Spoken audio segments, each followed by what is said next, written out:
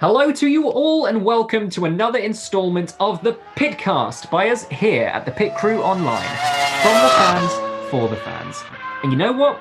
We're back discussing some of the interesting talking points that have arisen during the current triple header. But we're not going to be focusing on the title fight this week. No, we are going rogue essentially this week. We're going off piece. We're discussing something completely different because we thought, why not?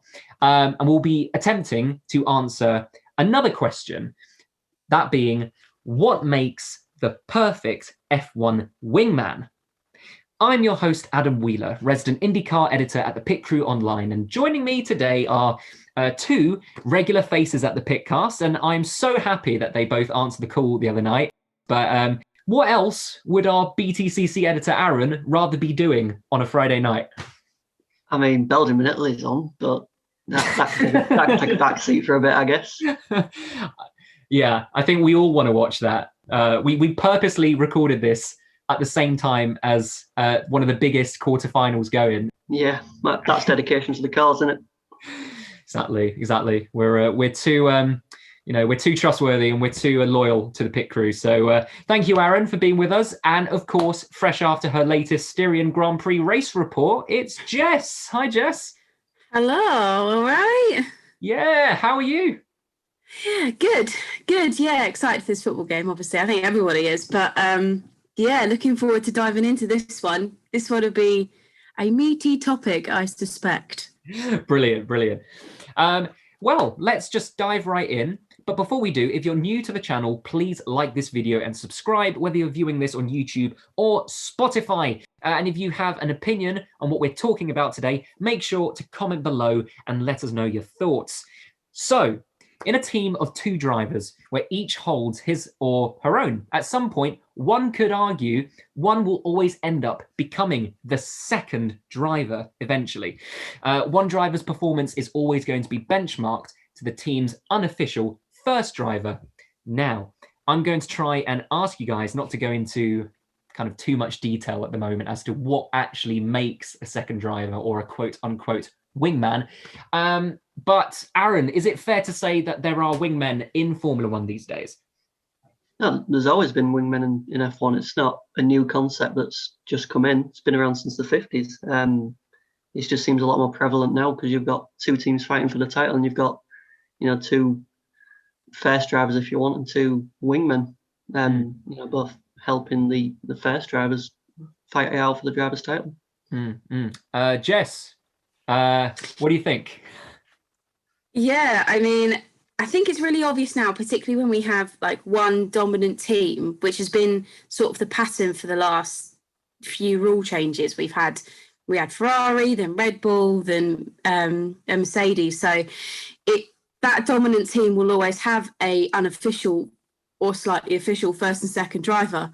So I think it's definitely obvious now. I think there have been second drivers all throughout. I think second drivers or wingmen, whatever you want to call them, they are there to help the team. I think they definitely exist. It's very, very obvious to at least me and most of the fans watching that they're definitely hanging about in F1 these days. Yeah.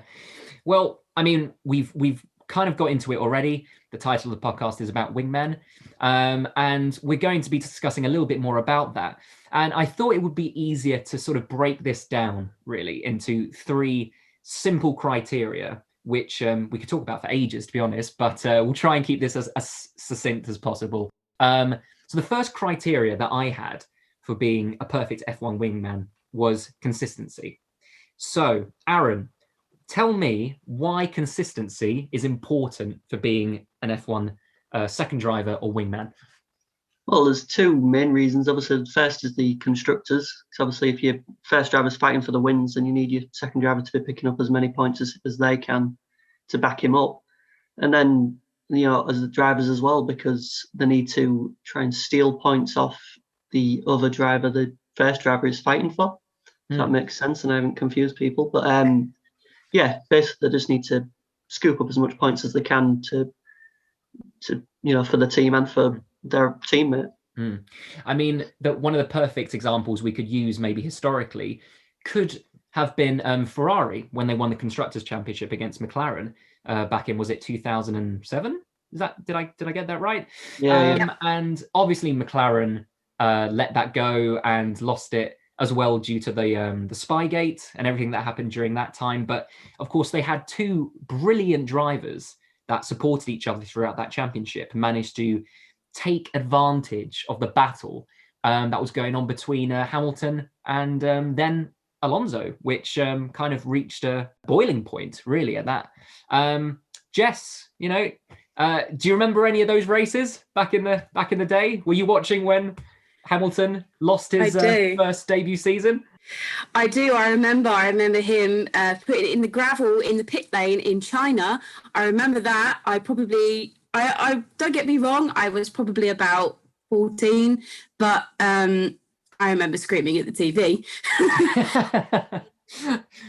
I remember them. I remember the Iceman, the champion, and the rookie.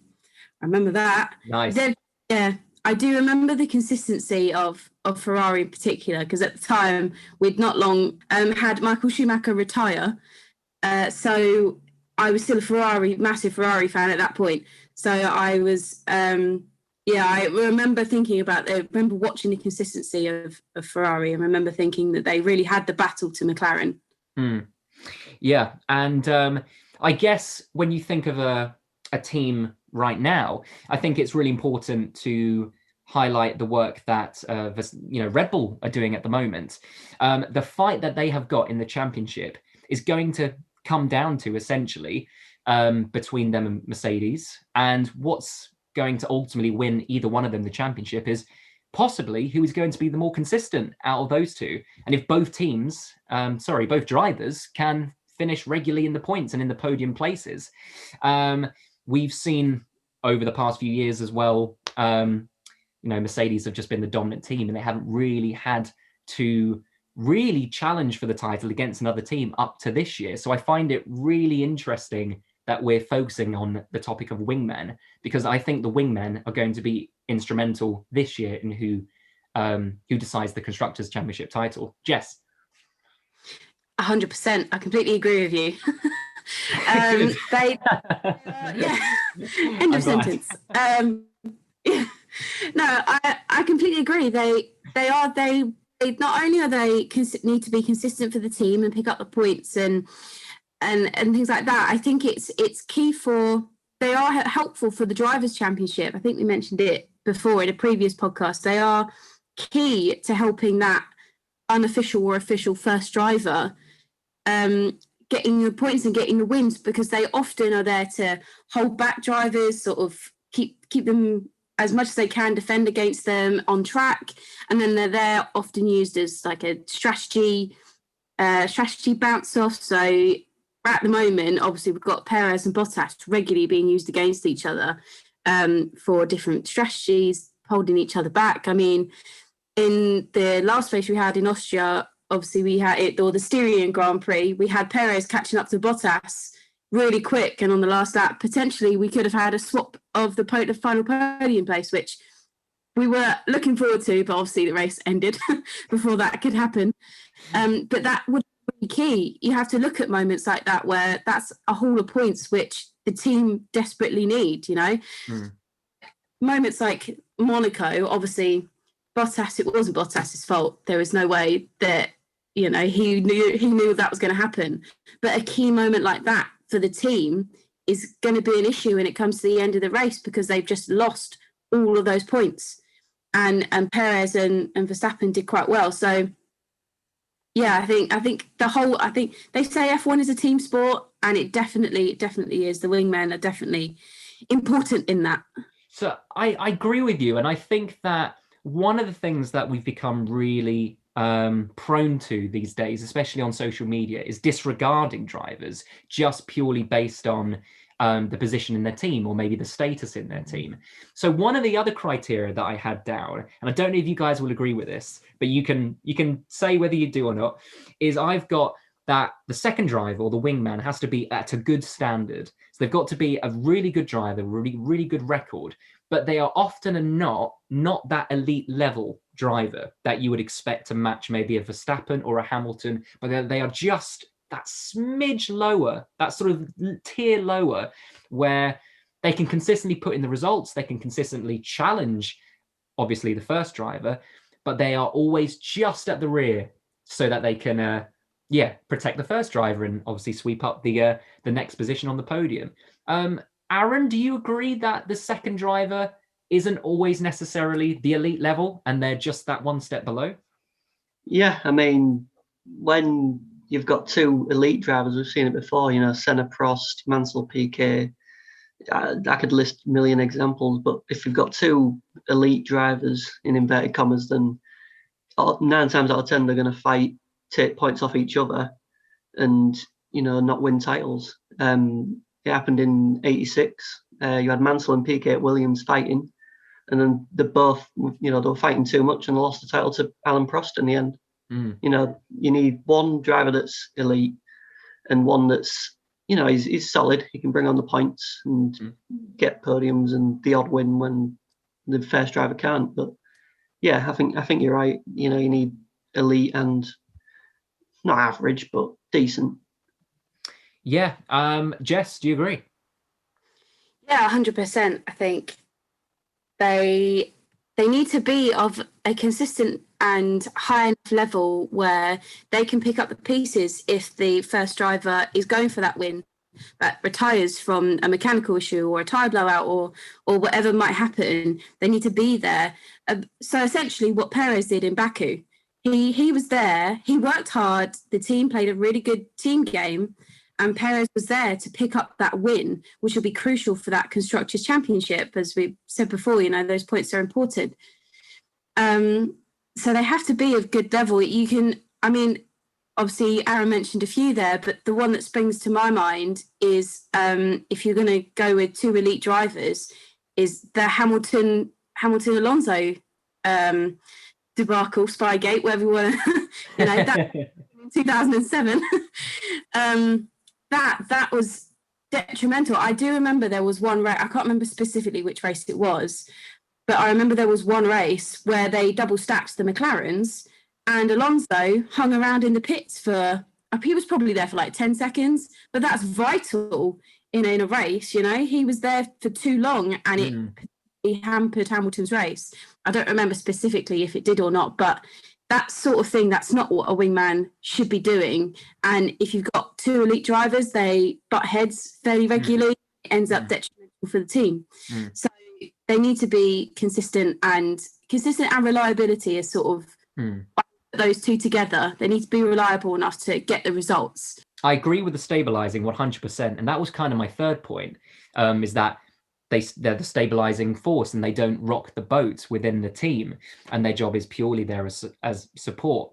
And one of the examples I can think of is Toro Rosso back in 2015 with both Max Verstappen and Carlos Sainz, and both of them two were always at logheads, especially within the team and on track, because there historically wasn't a good relationship between Sainz's father and Verstappen's father in the garage. So there was always these bits of anger and bits of frustration spilling out onto the track, which you heard, I think, at Singapore, I think in 2015 or 2016, when Verstappen failed or didn't want to let Sainz pass on track. And it's those battles there which can really decide what happens in a team or not.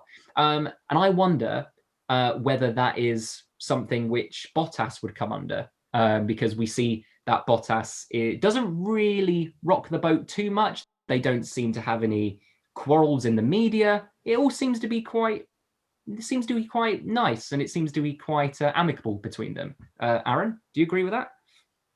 Yeah, to an extent. I mean, I think Bottas is quite a kind of tepid person. I mean, at the minute he's getting a bit phased. The team radio at Paul Ricard when he was a little bit mad at his pit stop strategy. But yeah, I'd say they get along. I mean, it's not Rosberg Hamilton levels, or they seem to get on to an extent. I think they just stay out of each other's way, though. Really. Yeah, and going back to the stabilizing point, Ayrton Senna and Alan Prost, back in 1988, when they came at loggerheads, and we all know how that famously ended. It ended with Alan Prost basically leaving the team because he could not stand that intense rivalry between both of them.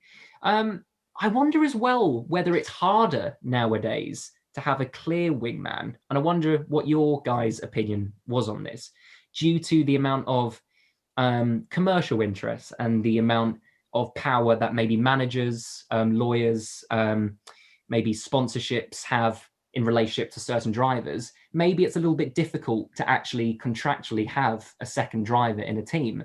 Aaron, what do you think about that? I think Red Bull are probably the biggest sort of perpetrators of the second drivers. You know, Vettel and Webber was the thing when he said on the team radio after he won, you know, not bad for a second driver.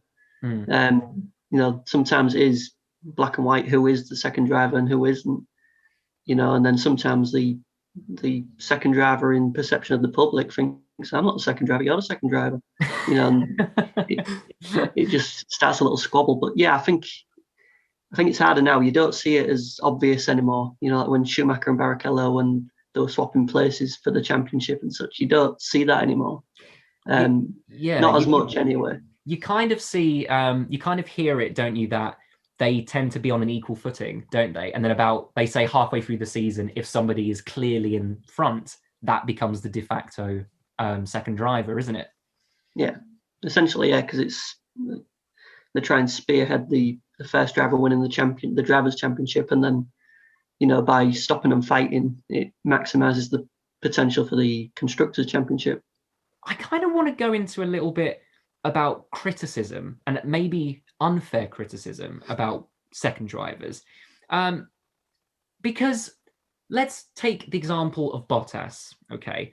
Bottas is someone who is effectively going up against Lewis Hamilton, 7-time world champion, you know, almost, you know, 100 wins, almost there. He's one of the best drivers in the world, and one of the best drivers in history, one could say. And just being that tiny bit behind Hamilton, or at least not being able to match Hamilton, tends to lead to an undue amount of criticism, where fans want either that second seat vacated for another driver because they see them not doing enough to deserve that second seat. A lot of people say they want Russell in the second seat of Mercedes because they think he could do a better job at Mercedes. But I wonder whether there is too much criticism of people like Bottas, or whether there is too much criticism about a driver like, per se, Sergio Perez.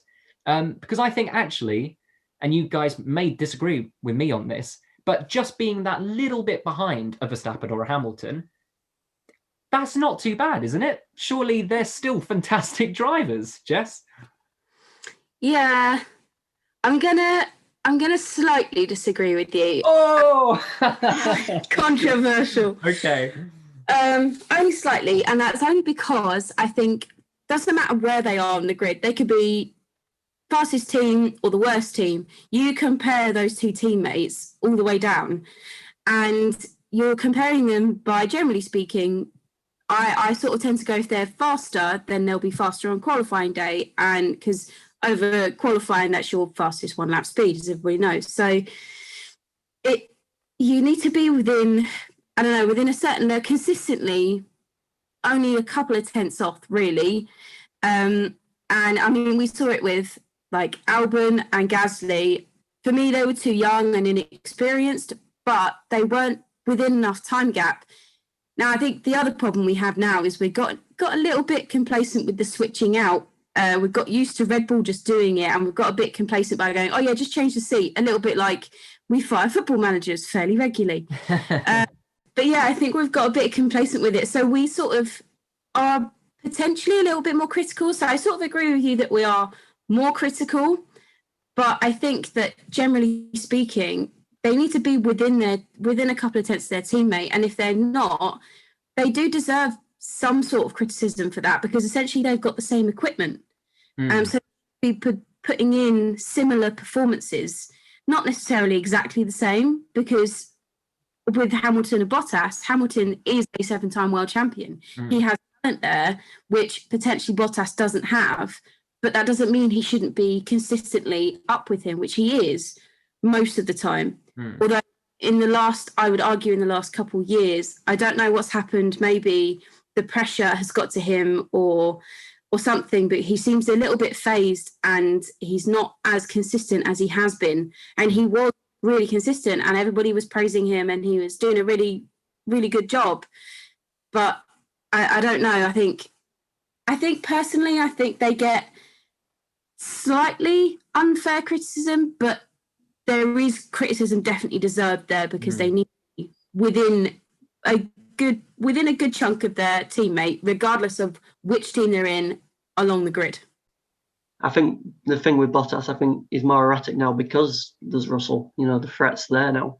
Before he didn't really have a threat to that seat. Now Russell's come along, and what he did in Sakir last year, he's number one for that seat, and he's probably going to get it next year. Watch this space. Yeah, I mean, I think even when you look back at history, when you look at people like Rubens Barrichello, and he competed against one of the biggest stars, one of the most highly rated drivers in history. I think he competed against Schumacher 6 times as a teammate. Could be wrong, but I'm just going to throw that out there 6 times. And I think, he finished second to him twice, I think. And I think that's testament to how good maybe Barrichello was. And I think at the time, a lot of people gave Barrichello criticism for not matching up to Schumacher. But not matching Schumacher maybe isn't so bad. And finishing second in the World Championship that many times to a driver like that, maybe Barrichello was much better than people thought at the time. So possibly, if you put that back into a contemporary context, maybe Bottas is better than people are thinking at the time. Or maybe, Perez is better than... So I don't know, but I just think that's an interesting point. What do you think? Well, when you think about the time Barrichello and Schumacher was about, you had young Kimi, you had fast Kimi, you had David Coulthard, you had Mika Hakkinen, you had Ralf Schumacher, you had Juan Pablo Montoya, you had all these drivers fighting for places, and Barrichello still finished second. There was a couple of years the Ferrari wasn't even the fastest car either, 2003 in particular. McLaren should have won that championship but reliability stopped them. So when you think about it, Barrichello was pretty decent. He didn't win 11 races for now. Yeah. Jess, do you agree with that? Yes, but mainly because I think Ferrari, obviously at that point, it was like, it wasn't exactly a secret. Michael Schumacher was the number one driver, end of story. And I think Rubens did get, the team made him the second driver at that particular time. I think now you don't see, it's not so much that the team make them a second driver or like officially make them a second driver. I think Rubens was just forced into it, and I don't know, he was definitely a good driver, but I think you have to look at him when he then went to, at least at Brawn, when he was there with Jensen. Jensen won that World Championship, and I know that Rubens was second to that in that World Championship, but to me, I don't remember me ever thinking that there was a chance that he was going to win it, which sounds really sad because I really like Rubens. No Rubens hate. No Rubens hate. We love Rubens. No, I like him. He's a nice guy, Promise. Follow him on Instagram. He's got a lovely dog. Oh, I know, he's got a nice dog. It's very cute. But yeah, I think when that was his next chance, that was his last chance, as it turned out, to win a world championship, and he still wasn't there. And I don't specifically remember Brawn having a 1 and 2 there. There might have been, but neither of them won all the races or anything. I mean, I just don't remember him being up there, even though he was. So I don't know whether maybe at that point he was past his peak. Yeah. He definitely was a good driver, because going back to the things that you said, he was highly skilled, he was consistent and reliable, and he was definitely stable within that Ferrari camp. And he obviously was when he went to Brawn and Honda. But I don't know. I think he's talented, but he was never there enough. I don't think. It just wasn't quite there. Yeah. Yeah. No, I kind of agree. Maybe I'm being a bit too soft on some of these drivers. Maybe I should be a bit more cutthroat. But that's just me. I just kind of, I don't know. There's just some aspect of some drivers that maybe I think we should be sticking up for a little bit more. But kind of on what we've all said, I'm going to give you 3 drivers each, and I'm going to ask you very quickly to say to me whether you consider these drivers second drivers or wingmen. Okay, so we should throw them out really quickly. I'm going to ask both of them to you. So Jess, Sergio Perez, Valtteri Bottas, and Carlos Sainz. Are any of them or are all of them wingmen? Bottas, yes. Carlos Sainz, at the moment, I would say no, but most of the time, yes, because he seems to be performing better in that Ferrari. Perez, I'm yet to decide. And I say that because if he's consistent enough, because at the moment they're Red Bull playing the team game, but if Perez is consistent enough, he might get wins and might challenge. And Verstappen is not going to play the team game from history. So we'll see on that one. Throwing some shade at Verstappen there. No, I'm joking. No, it's fine. Chris would hate you. He loves it. He loves a bit of Max Verstappen. Aaron, Valtteri Bottas, Sergio Perez, and Carlos Sainz. I think Bottas has no choice. I think that team is firmly Lewis Hamilton's until he gives it up. Perez, I think Jess has got a point. He is consistent and he could be up there, and whether Verstappen would like that, I don't know. Sorry, Chris.